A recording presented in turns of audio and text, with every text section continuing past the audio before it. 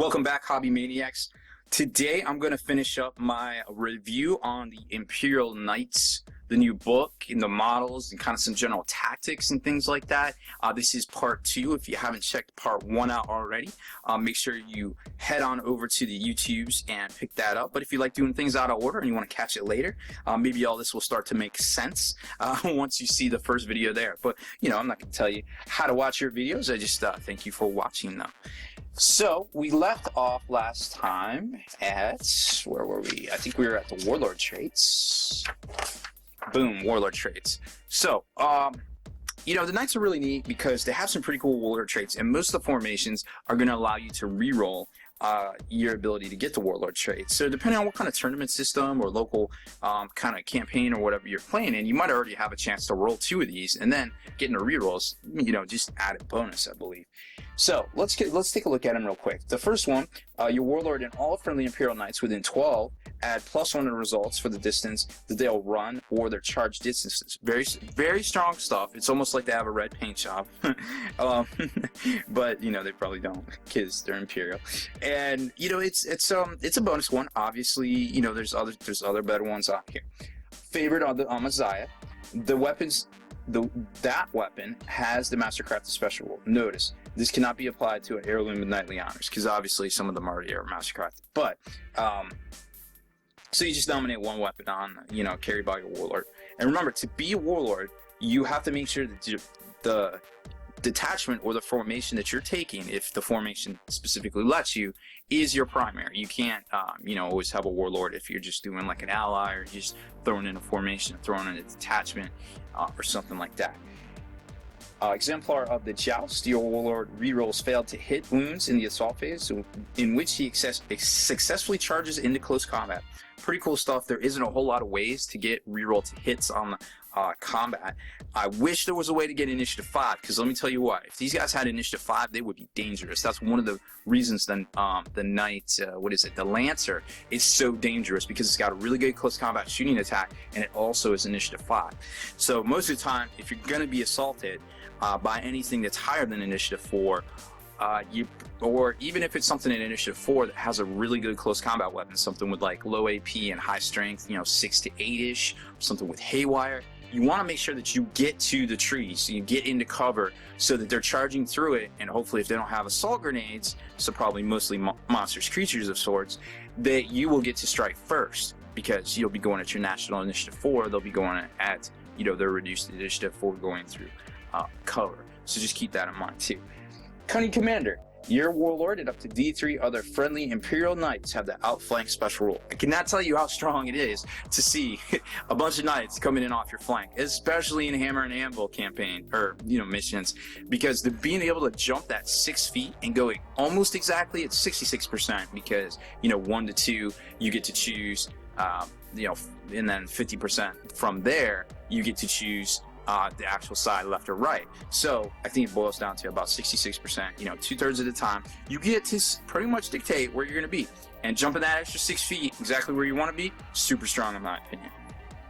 Ion Bulwark, your Warlord can reroll any failed invulnerable saving throws of 1. So it's almost like preferred enemy invulnerable saves. Pretty cool stuff, especially when there's some other ways to beef up your invulnerable save +1 to your front facing, or even have a minimum around the backside. Knight Sensual, your +1 to your Warlord attack characteristic. Pretty cool stuff. I mean, it's kind of an average, kind of a gimme, but you know, I won't turn down free attacks, right?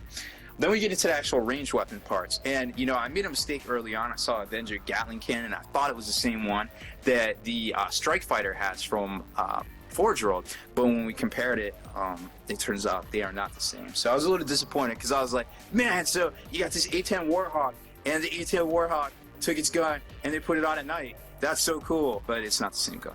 But it's still pretty cool, because it's a big Gatling gun, and you can go when you shoot it, and you pretty much have to do that. And if anybody has a problem, tell them MPG does it, so you have to do it. Iron Storm Missile Pod. I'm a fan of this one. 72-inch range, strength 5, AP 4, so it's going to kill a lot of little stuff. As far as new armor stave, heavy 1, large blast, barrage. Barrage being the key there, so you might be able to negate some cover, kind of depending on the angle that the shot lands. And remember, there's ways to get twin link blast weapons in here as well. Rapid fire battle cannon, we saw this. This isn't anything new here. It's still 2 shots, large blast. Again, ways to get twin linked on it. Storm Reaper rocket pod, strength 8, AP 3, heavy 3. So, you know, it's a heavy armor killer. It does work against both vehicles and both troops. It's strength 8, so if it gets through, it'll probably double stuff out. Not effective against stuff with an armor save of 2 up, but still pretty good nonetheless. Thermal cannon, nothing new here. Large blast melta, strength 9, AP 1. Twin Icarus auto cannon. I like it. I think it's very cool looking. We went over the stats or the odds last video, but you know, needless to say, it doesn't do so much against armor 12 stuff. It definitely does some work against strength 10 or excuse me, armor 10, armor 11. Not so effective against flying monsters creatures unless they don't have a really good armor save. So heavy 2 interceptor, skyfire, twin linked. So you know, it's cool.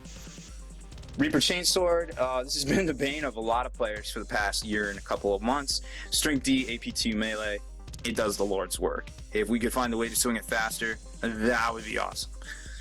Thunderstrike Gauntlet, pretty cool thing. I mean, it's kind of, you know, it's kind of gimmicky because you can pick stuff up and throw it, but it's only the strength of the attack is always equal to the toughness value of the monster's creature at half the front armor value. So at most, it's going to be strength 7. Because you figure armor 14 is the highest you can get, but it's still pretty cool, but it's still situational, but it looks really awesome, but it's still kind of situational. So it's like, you know, the fat 40k kid in me is like, oh my god, I want it, but then like, you know, the tactical player in me is like, it's stupid. So I'm gonna meet both halves of me halfway there and say it's cool, but I wouldn't buy it all the time. Ion Shield, you know, the thing you said at the beginning of the movement, your enemy's movement phase, or excuse me, shooting phase, to get your invulnerable save, which there's ways to augment it and also get a reroll on 1s. Heirlooms of the Nightly Houses, interesting stuff in here. First, let's take a look at the first one. This one's great if you're, you know, running with Codex AM or Scutari or things like that. They get to reroll failed morale and pity checks within 12. So obviously it's gameable because you can kind of spread you guys out and conga line them. Helmet of Nameless Warrior, I like it. It's a lot of points, but it gives you Rampage. So if you got a free blade, which I guess technically you can't because you wouldn't, unless they come out with the FAQ that says you can take this, but if you have a single knight or a knight that you expect to kind of be off on its own, doing its own thing, or even if you have 2 knights going up against a squad of 10, you will get the Rampage special rule. So when you start getting, you know, and there's ways to do this depending on what formation you take, but man, you can get a lot of attacks there. The extra D3 does the Lord's work. Mark of the Messiah, well, I feel like it will not die definitely helps out. I mean, it's not the end all be all in a lot of situations, but it's definitely not worth leaving home without if you have the option to take it, in my opinion. If you have points left over, I would probably buy that before almost anything else on here. The Paragon Gauntlet is kind of like, we were just kind of talking about it. You know, it's kind of cool, and the fact that it pretty much, you know, is almost exactly the same as the Thunderstrike Gauntlet. It's just mastercrafted. Cool, but not necessarily tactical in all situations. Ravager, I like this one. The Bearer of the Ravager rerolls failed hit rolls of 1 in close combat, so it's got like this full preferred enemy, I guess. Sanctuary is pretty neat. I like this one.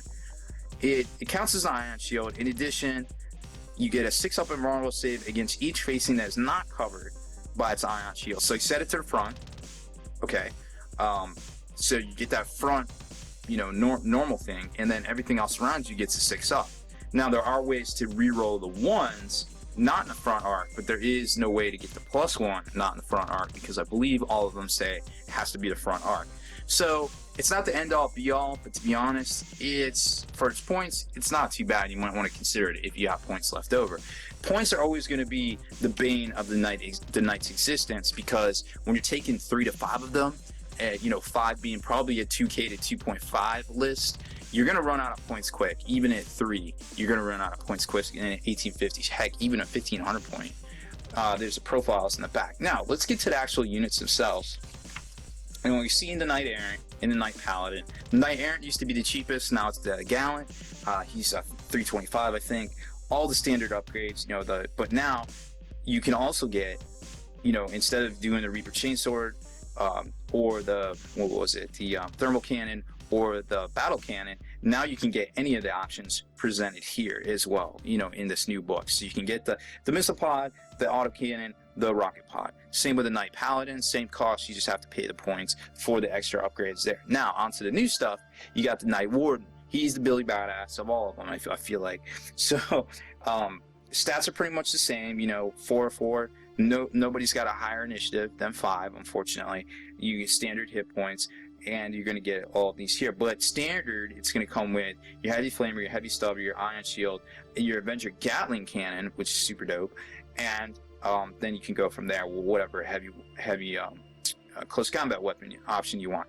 I personally like, instead of the stubber now, this melt-a-gun option for 5 points. I feel like, hey, maybe you're going up against maybe you're going up against a vehicle squadron. Maybe something is going to charge in on you, and you have the ability to overwatch depending on what benefits you take from the book.